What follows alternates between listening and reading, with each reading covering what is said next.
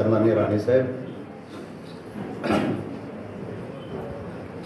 मंत्री महोदय नितेश राणे,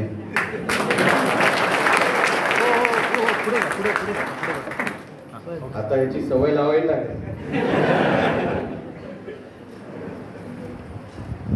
आणि सन्माननीय व्यासपीठ, आज खरं तर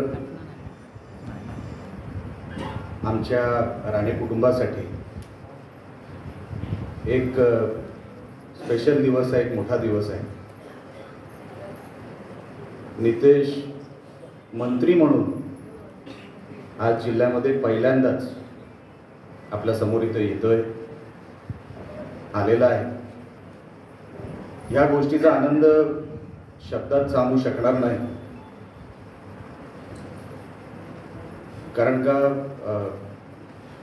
अगदी लहान वयापासून जे काय आम्ही नितेशला बघत आलो, नितेश आज जसा आहे तसा नेहमी नव्हता.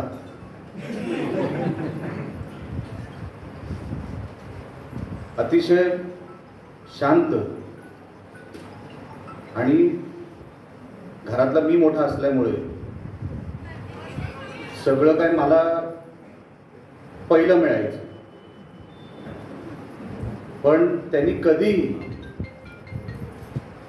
मिळालं नाही आणि ते निलेशला मिळालं अशी कधी तक्रार केली नाही. माझ्याकडे तरी केली नाही, त्यांच्याकडे केली असेल तर माहित नाही.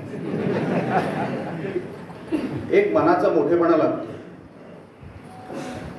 मी नेहमी म्हणतो की मंत्रीपद किंवा कुठलीही मोठी पद हे देव सिलेक्ट करत असतो, देव ती माणसं नेमत असतो. हे सगळ्यांना शक्य नसतं. मेहनत केली आहे. जसं मी म्हटलं, नितेश असा नव्हता, अतिशय वेगळा होता.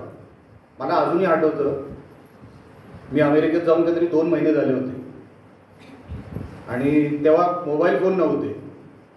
आम्ही त्या लँडलाईनवरून फोन करायचो, आणि 2 महिन्यानंतर मी एकटाच गेलो होतो तिकडे. मी मुंबईत फोन केला, माझ्या घरी फोन केला, आणि फोन केल्यानंतर मग बाबा बोलले, आई बोलली, आणि मग नितेश फोनवर आला, आणि मग आम्ही मराठीत एक दुसऱ्याशी बोलायला लागलो. माझं 2 वाक्य मराठीचं ऐकल्यानंतर तू मला बोलला की तू अजूनही मराठी बोलतोस. किती साधा होता. म्हणजे मला असं, त्याला असं वाटलं की मी अमेरिकेत गेलो म्हणजे आता की मी मराठी विसरलो. पण 2 महिन्यामध्ये त्याला असं वाटलं की मी इंग्लिशमध्ये बोलणार आणि मराठी मला येणार नाही. इतका साधा, इतका सरळ. आणि आजच्या जगामध्ये असा भाऊ मिळणं हे फक्त माझ्या नशिबात आहे. या गोष्टीचा खरोखरच मला आनंद आहे. खूप मेहनत केली त्यांनी. मी नेहमी म्हणतो की हे सगळं अंगावर घेणं, हे सगळे विषय मांडणं आणि ते लोकांना पटवून देणं हे काय सोपं नाही. हे सगळे विषय मांडत असताना सगळ्या बाजू सांभाळाव्या लागतात. आणि तो लहानपणापासूनच तसा हुशार, म्हणजे अभ्यासात हुशार, बाकी सगळ्यामध्ये मी हुशार. तर बाकीचं काय काय मी सांगत नाही, पण अभ्यासात अतिशय हुशार. आणि तो हुशार असल्यामुळे माझी अडचण व्हायची. तो झटकन पुढे घेऊन यायचा, बघ मला किती मार्क मिळाले. बोललो हो, भूक लागले. आणि त्या डोक्याचा वापर त्यांनी राजकारणात आल्यानंतर जसा केला ना, खरोखरच त्याचं जेवढं कौतुक करावं तेवढं कमी आहे. फार लोकांना जमलं नाही ते, आणि ते जमणार देखील नाही. तर त्याच्यासाठी राणे फॅक्टरी लागते. आणि हे सगळं बघत असताना एक भाऊ म्हणून मला खरोखरच खूप समाधान वाटतं की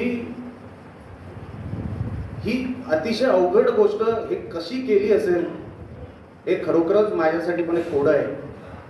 पण नितेश, तू करून दाखवलंस, त्या गोष्टीचा खरोखरच अभिमान आहे. आणि हे सोपं काम नव्हतं तुझ्यासाठी, मला माहिती आहे. त्याच्या अख्ख्या जगामध्ये त्याचा एकच मित्र, त्याचं नाव निलेश राणे. इतर वेळेला तुम्हाला नितेश राणे कधी हसताना दिसणार नाही, माझ्या बाजूलाच हसताना दिसणार. आणि तुम्ही म्हणता मी हसत नाही, पण त्याच्या प्रामाणिकपणामुळे, त्याच्या सरळ स्वभावामुळे तो अनेक लोकांना राजकारणी वाटतो. दत्ता सामंत साहेब, तो राजकारणी नाही आहे. नाही, खरोखर राजकारणी नाही. आज पण मंत्री झाला म्हणजे सरळपणा किती असतो.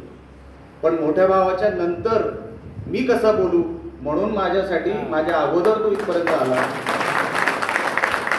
हे संस्कार जे राणे साहेबांनी दिले आणि जो मनाचा मोठेपणा लागतो, अशीच माणसं देव निवडत असतो. आणि तसा नितेश राणेला देवाने निवडला. आणि नियतीचा खेळ बघा कसा असतो. राणे साहेब जेव्हा पहिल्यांदा मंत्री झाले, फिशरीज डिपार्टमेंट आणि पोर्ट डिपार्टमेंट हे तुमच्याकडेही होतं. आणि नितेशची मंत्री म्हणून सुरुवात पण या डिपार्टमेंट मधूनच झाली. तुम्ही कणकवलीचेच आमदार होतात, आज नितेश कणकवलीचाच आमदार आहे. तेव्हा मालवण जोडीला होतं, आज बाजूला जोडीला भाऊ आहे. हे सगळं नियतीने जुळून बघा कसं आणलं. दत्ता सामंत साहेब, अनेक लोकांनी आपल्या घराचे पत्ते बदलले. आज राणे आले, त्यांना वाटतंय की आता काय होईल. पण मी तुम्हाला सांगतो, नितेशचा स्वभाव बघून आणि आम्हाला आता काम करायचं, आम्हाला आता कुठल्याही वेगळ्या विषयामध्ये काही जायचं नाही, वेगळ्या विषयात पडायचं नाही. आपल्याला लोकांनी विश्वासाने निवडून दिलं. नितेशला कॅबिनेट मंत्रीपद मिळालं, हे फार विश्वासाने पक्षश्रेष्ठींनी दिलं, महायुतीच्या नेत्याने दिलं. ते कुठेतरी चांगलं त्याच्यातलं व्हावं. जे आम्ही माझ्या नेहमी आमच्या भाषणामध्ये बोलायचो की 2014चा काळ आठवा, त्याच्या अगोदरचा काळ आठवा, जेव्हा राणेसाहेब मंत्रिमंडळात होते आणि निधी आणायचा असतो हे अनेक लोकांना माहीत नव्हतं. कारण का राणेसाहेब होते तो निधी येणारच हे मंत्र्यालाही माहीत होतं, हे विधिमंडळालाही माहीत होतं. अशी एक परत एकदा परिस्थिती इकडे निर्माण झालेली आहे. मी मनापासून, कारण का नितेशला पुढचं आणि मलाही तिकडे जायचं आहे, नागरी सत्कार तिकडे कणकवलीला आहे. माझ्यानंतर भाषण नितेश करेल आणि राणेसाहेब करतील.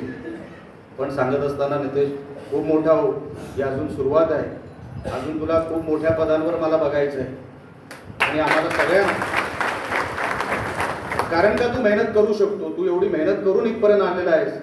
फार लोक मेहनत करू शकत नाही, दिवसातले 24 तास देऊ शकत नाही, महिन्यातले 30 तास देऊ शकत नाही. तू असे अनेक वर्ष दिलेले आहेस आणि स्वतःला घडवलेलं आहेस. म्हणून आता हे सगळं तुझ्या अंगावर जरी असलं तरी आम्ही सगळे मिळून तुला मदत करू. आम्ही सगळे मिळून तुझं काम हलकं करू, जड करणार नाही. कारण का मला सामंत साहेब बोलले होते, निलेश 23 नोव्हेंबरपर्यंत गप्प बसायचं आहे, त्याच्यानंतर काय करायचं हे सामंत साहेब तुम्ही बोलला नव्हता. पण आता नितेश राणेसाठी गप्प बसावं लागेल.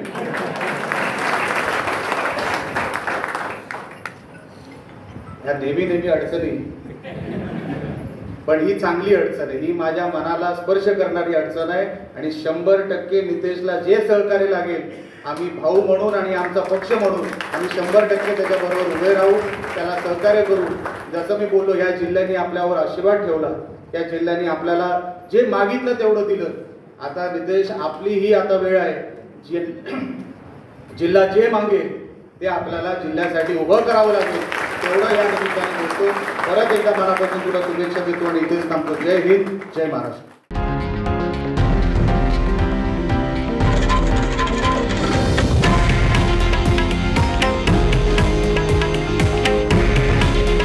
हे आहे देशातील नंबर 1 न्यूज नेटवर्क आणि आपण पाहत आहात TV9 मराठी.